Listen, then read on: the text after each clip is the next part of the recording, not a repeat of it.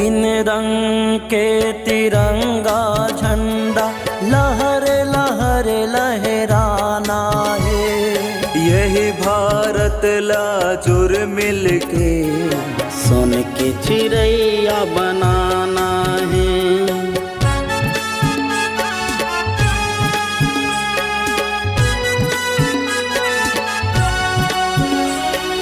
तीन रंग के तिरंगा झंडा लहर लहर लहराना है।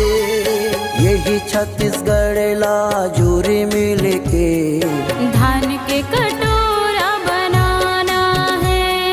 यही भारत लाजुर मिलके सोल के चिड़ैया बनाना है।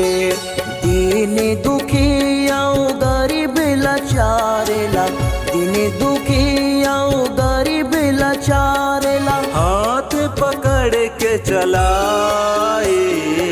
एक सुमता के बंधना माँ, बंधना है मोर भाई।